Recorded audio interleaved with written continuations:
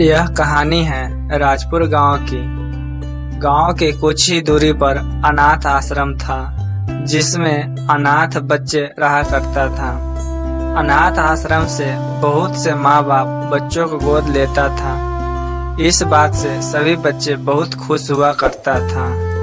राजेश भाई यहाँ से बहुत से माँ बाप बच्चों को गोद लेकर चला जाता है, लेकिन आज तक हम लोग को किसी ने भी गोद नहीं लिया।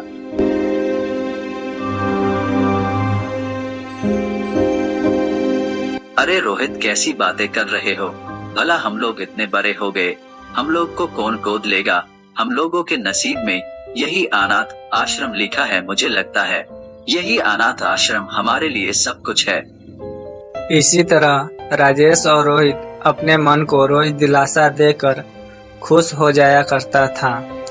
दोनों एक साथ अपना समय बिताता था। राजेश पढ़ने में बहुत तेज था। उसको रोज रात को एक सपना आता। एक दिन की बात है, राजेश सो रहा था, तभी उसके सपने में वही पुरानी भूतिया हवेली दिखाई देता है।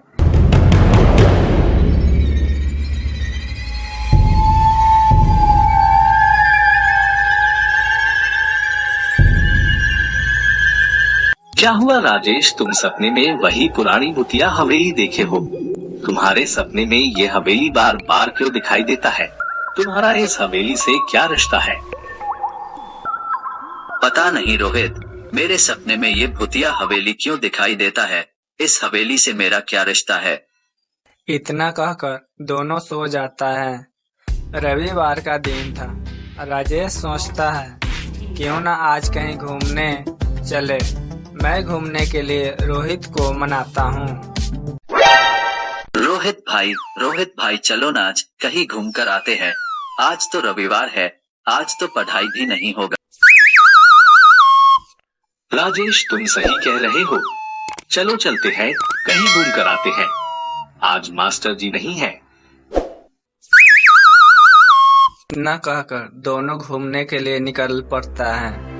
दोनों एक जंगल से गुजर रहा था, तभी राजेश के दिमाग में अचानक सपनों के भूतिया हवेली का रास्ता दिखाई देता है।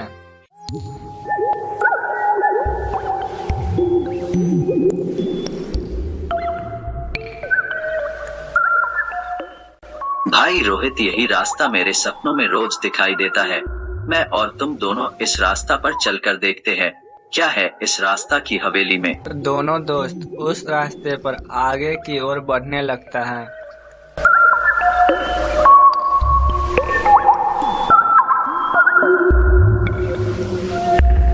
थोड़ी दूर चलने के बाद उसे सपनों की भूतिया हवेली दिखाई देता है।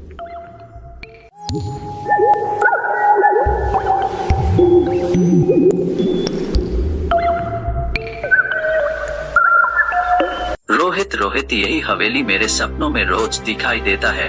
क्यों न इस हवेली के अंदर जाकर देखे, इस हवेली में क्या है जो मेरे सपनों में रोज आता है। देखो भाई राजेश, मुझे तो बहुत डर लग रहा है। ये हवेली कितनी डरावनी है। मुझे लग रहा है इस हवेली में चुड़ैल के साया है जो तुम्हारे सपनों में रोज आता है। उस हवेली से एक बूढ़ी औरत बाहर निकल कर आती है। वह औरत बहुत डरावनी सी लग रही थी। तभी वह बूढ़ी औरत राजेश और रोहित के पास आ जाती है और दोनों से, तुम दोनों इस जंगल में क्या कर रहे हो? इतना सुना सुना सा जंगल है, तुम कोई रास्ता भटक रहे हो। तुम दोनों कौन हो? बूढ़ी औरत के बात सुनकर राजेश और रोहित बहुत डर जाता है। डर के कारण रोहित का शरीर कांपने लगता है। तभी राजेश अपना हिम्मत जुटाकर उस औरत से बात करता है। दादी माँ, मेरा नाम राजेश है। मैं और मेरे दोस्त एक अनाथ आश्रम में रहते हैं। न जाने इस हवेली से क्या रिश्ता नाता है जो मेरे सपनों में रोज आती है। इतना सुनकर बूढ़ी औरत सोचती है कि मुझे लगता है इस हवेली के मालिक के बेटा हो सकता है। मैं यहाँ पर बरसों से इस हवेली की देखभाल करती हूँ। लेकिन इस हवेली के बारे में कोई भी व्यक्ति पूछने नहीं आया। राजेश और बूढ़ी औरत हवेली में जाने के लिए तैयार हो जाता है। अरे राजेश, मुझे बहुत डर लग रहा है। पता नहीं इस हवेली में हम दोनों को क्या होगा। राजेश भाई, मुझे तो बहुत डर लग रहा है। मैं इस हवेली में नहीं जाऊंगा। अरे रोहित, मैं हूं ना, तुम इतना डर क्यों रहे हो? और इस हवेली के बारे में मुझे जानना है कि ये हवेली मेरे सपनों में क्यों आती है।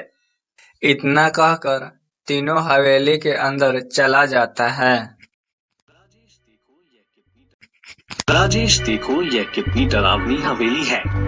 मुझे तो पहले से ही डर लग रहा था। मैं बाहर जा रहा हूँ, तुम भी मेरे साथ बाहर चलो।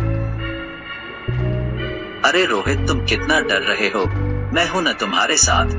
अंदर आ गए हैं साथ तो जान लेते हैं। दादी दादी, यही कमरा और ये बड़ा संदूक दिखाई देता है।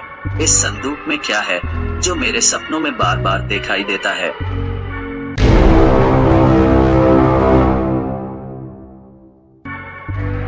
यह संदूक काफी पुरानी है, यहीं पर पड़ी रहती है।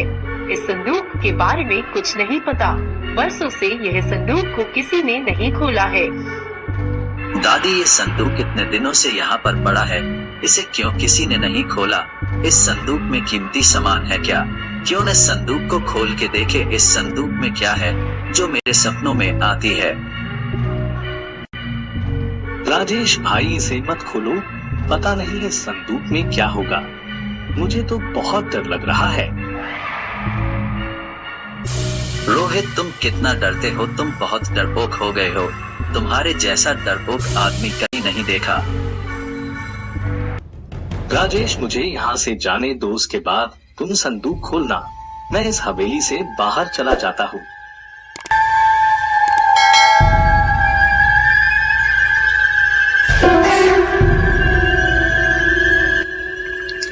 इतना कहकर रोहित हवेली से बाहर चला जाता है। दादी और राजेश मिलकर उस संदूक को खोलता है। संदूक को खोलते ही एक अजीब सी रोशनी निकलती है और उस संदूक से एक भयानक चुड़ैल निकलती है।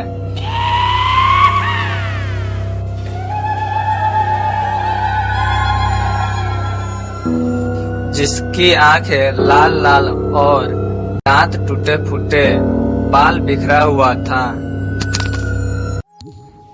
मैं बहुत सालों से इस संदूक में बंद थी। मैं एक शराफत चुड़ैल हूँ जो मुझे इस संदूक से बाहर निकालता है, मैं उसे ही मार डालती हूँ।